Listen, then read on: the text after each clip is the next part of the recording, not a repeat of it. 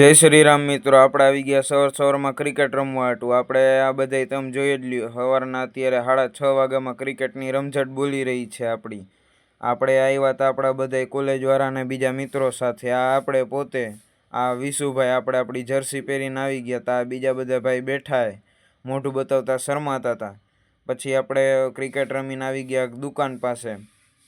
તમે જોઈ જ શકો છો કે અહીંયા એક ટ્રેક્ટર આગળ પાઇપ નાખતું જાય ને પાછળ જેસીબી બધું ખાડા ખોદતું જાય છે.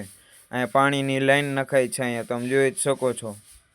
પછી આપણે આવી ગયા કોલેજે જેમ્સભાઈ હતા, એ પૈસા કરતા તો મેં કીધું પહેલાં જસ્મીનભાઈ ને વિશુભાઈનો વ્લોગ લઈ લે. બે જણાએ રમઝટ બોલાવી દીધી હતી ફ્રી ફાયરમાં. પછી તો આપણે ઘરે આવ્યા, ત્યાં આખી બધે ખાડો ખોદી નાખ્યો તો દુકાનની સામે. આ તમે જોઈ જ શકો છો, આખા લાંબા પાઇપ નાખ્યા છે. આ પાઇપ જોઈ લ્યો તમે. ત્યાં તો એક છોકરો કૂદાકૂદ કરતો હતો તો આપણે એને વ્લોગમાં લઈ લીધો. પછી તમે આગળ જોઈ જ શકો છો કે અહીંયા આપણે મંદિર પાસે વાંદરો આવીને બેઠો હતો, જે હનુમાનજીનું સ્વરૂપ લાગતું હતો. પછી આપણે આગળ ગયા, ત્યાં તો એ આગળ બીજી દુકાન પાસે અહીંયા ઊભા કંઈક ખાતો હતો. આપણે પછી એનો વિડીયો ઉતાર્યો. આપણને થયું કે આપણે સહેજ નજીક જાય. આપણે સહેજ નજીક તો ગયા, પછી એમને નિરાતે બેઠો જ કાંઈ કરતો નહોતો. ત્યાં પછી એક ભાઈને થયું કે આપણે બિસ્કિટ દઈ, તો એને બિસ્કિટ દેવા ગયા.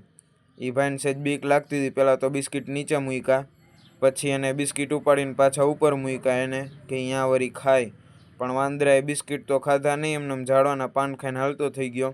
પછી પડી ગઈ રાત અને આપણે આવી ગયા કેરમ રમવા હતું શેરીમાં બધા મિત્રો સાથે.